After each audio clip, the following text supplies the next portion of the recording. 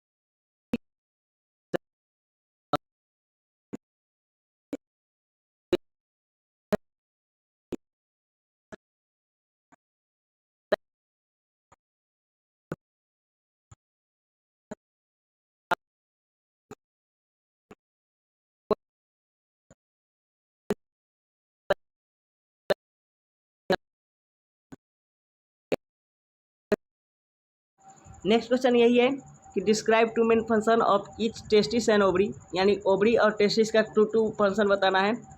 तो इसका देख लेते हैं। The function of testis and ovary as follow. तो सबसे पहले देखेंगे किसके बारे में, तो टेस्टिस के बारे में देख लेते हैं।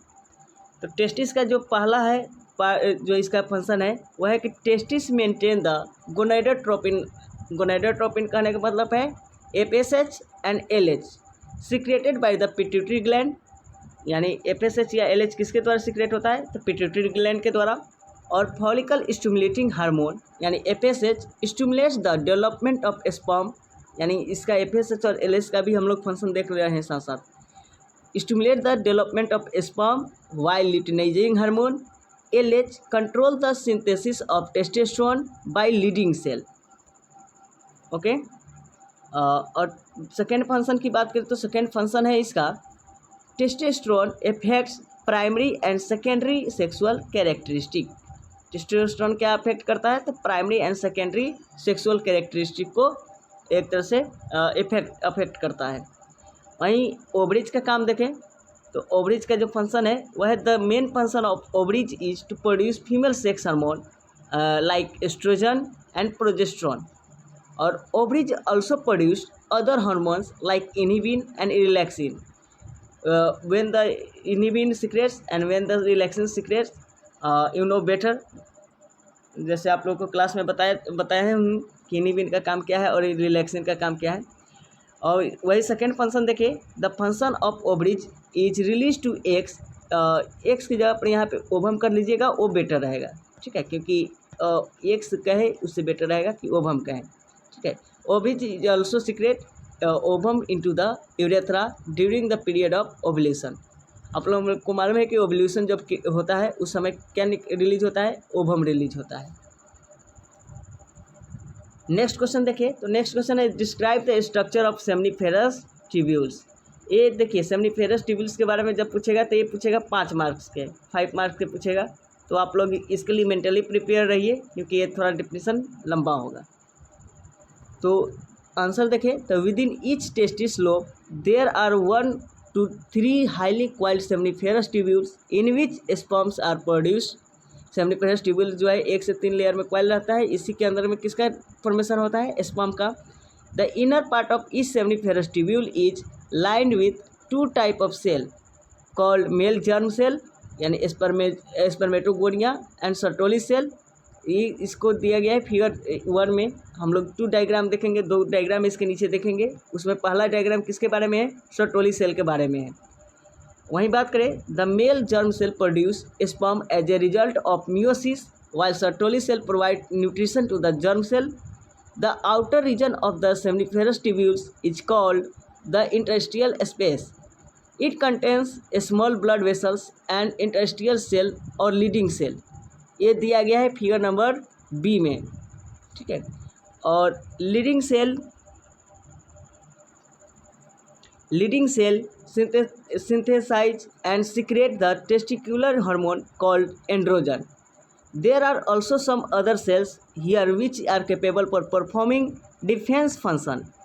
The spermatogonic tubes of the testes open into the vas deferens through the testicular duct. Okay? These vas deferens run from the testes to open into the epididymis, which is situated on the posterior surface of each testis. This epididymal duct move upward to toward the abdomen and form a loop of toward the top of the urinary bladder. A duct comes from the seminal vesicle and open into the urethra as the ejaculatory duct. These ducts store the sperms obtained from the testes and transport them out through the urethra. ठीक, तो ये 2 figure आप लोग बना लीजिएगा। पहला जो है वो सर्टोली सेल का है, ठीक है, और दूसरा जो है लीडिंग सेल का है। यहाँ पे ये हो गया सर्टोली सेल, ठीक है, ये हो गया सर्टोली सेल, ये हो गया लीडिंग सेल। ये दोनों फिगर को आप लोग बना लीजिएगा। और ये डिफिनेशन थोड़ा लंबा था तो रहने देते हैं, आज के लिए इतना ही। बाय, टेक केयर, अच्छे से पढ़ाई कीजिए।